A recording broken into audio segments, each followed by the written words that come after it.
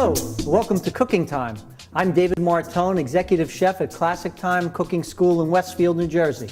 Today, I'm going to call it Old Home Day because I'm going to make a bunch of stuff that just brings back great memories from all kinds of things.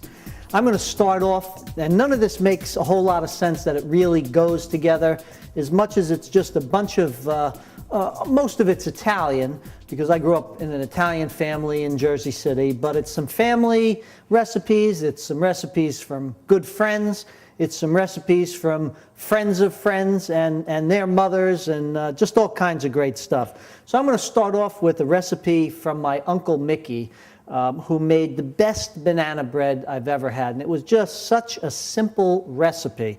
He started off with some overripe bananas. And, you know, we've all had those overripe bananas in our house. So just peel them down, put them in a bowl, get rid of any of those strings that stay attached.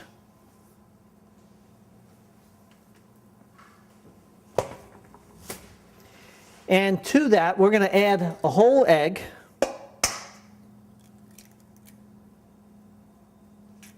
I take bananas when they start to get a little brown sometimes, and I throw them in the freezer. Peel them and throw them in the freezer, and just keep them adding up until I have a few, and then I make Uncle Mickey's banana bread. We've got a couple tablespoons of Crisco. I know what you're thinking, but Crisco is just such a perfect ingredient for so many things. This is one of them. One of the best pie crusts I've ever had, made by my cousin, who's actually my great-grandmother's daughter. I call her my cousin, and she's still alive. She made the best pie crust, Cousin Marie out in California. A little bit of vanilla extract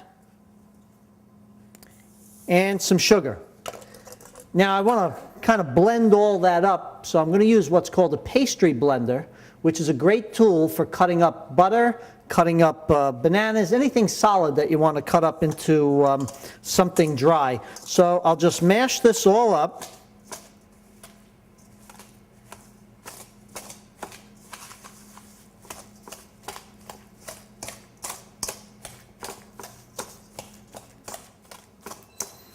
And now it starts to get nice and creamy and mushy.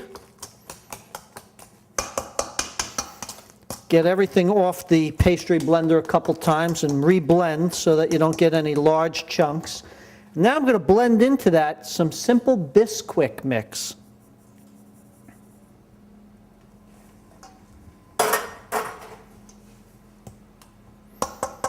Get all that stuff off my pastry blender.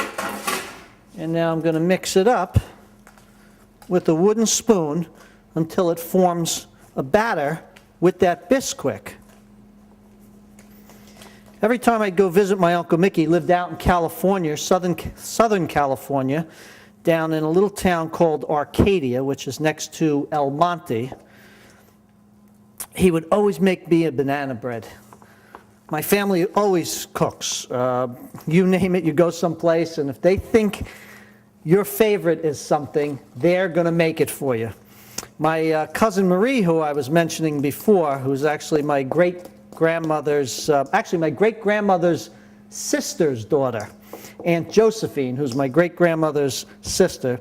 Aunt Josephine's passed away now, but we used to go visit her. She lived in Northern California in San Jose, and every time we went there, she, for some reason, thought that my brother liked green Jell-O.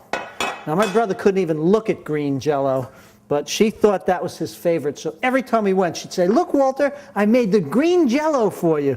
And he would be just smiling, "Oh, thank you, Aunt Josephine." And he'd have to eat a big bowl of the green Jell-O. So my banana bread is mixed up.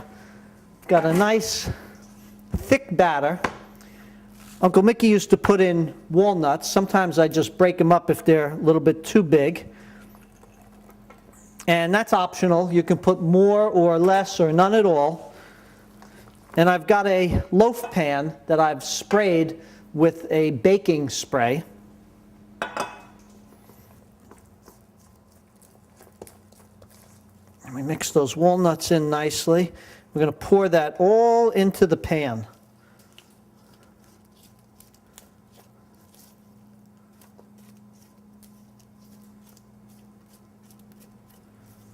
This is just so moist when it's done. I love to have a big slice of this with a nice cup of tea in the morning, and that's my breakfast. Here to get it out of the way. Just clean these sides down a little bit.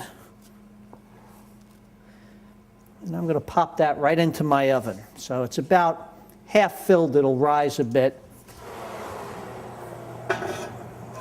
I've got that cooking on a pizza stone. I like to keep pizza stones in my oven because it keeps the temperature very consistent, top and bottom. Excuse me. Okay, next up, this is a great dish. Polenta. My mother-in-law would never even look at polenta because it was such a peasant food, and Italians growing up, if you didn't have a whole lot of money, polenta, macaroni, these dishes were several times a week because they were very, very frugal and cheap. So she would never eat polenta, but I think it's one of the greatest things if you do it right. This dish comes from my good friend Joey Garasino's dad had a produce market in Union City, and they called his dad Sonny, and the produce market was called Sonny Fruit Exchange. And his father, who I knew as Al, had this very nice little Italian man, Arnold, working there, and Arnold used to do the cooking, which meant that you never went out for lunch. Arnold would cook something every day, and this little store was heated by a potbelly stove, but they had a regular gas range in the back, and that's one of the only modern appliances aside from the old walk-in refrigerators that they had. So Arnold used to cook. So my friend Joey was coming for dinner just about 2 months ago, and we were talking about Arnold somehow, and he said, "Oh, remember the polenta Arnold used to make?" And I said, "Yeah, yeah." He said, "He made it with sausage and kale." So I said, "You know what, I'm going to try and make it so when Joey comes, I can surprise him with Arnold's polenta, because Arnold's gone now, and, you know, we miss him, and maybe by having some of his food, it'll bring him back to our current memory real quick." So I started out by just remembering just how Arnold cooked everything. And from what my recollection is, he started with some olive oil and some onion and garlic. And I've got some kale chopped up. Kale is a very firm green that you'll see at salad bars. It's the decoration for all salad bars pretty much. So we chop that up, and it stays nice and firm when you cook it. It doesn't wilt down quite as much as like spinach would. So we put our onion and our garlic in there, and we're going to add some sausage. I've got some sausage meat taken out of the casings. You can also buy sausage patties sometimes. And we're going to break up that sausage. So I'm going to tell you a funny story about Arnold. Now, I'm a short guy. I'm about 5'5". Arnold is even smaller than me, thinner than me, and just a very kind-hearted, mild-mannered man, and just a all-around nice guy. So one day, we're all going to go fishing. Joey's father, Joey, Arnold, and I, we get up early in the morning, and I had a boat at the time, and it was docked in Jersey City at old Roosevelt Stadium. We were going to go fishing out around the little islands off Staten Island to catch flounder. And I believe it was probably around April.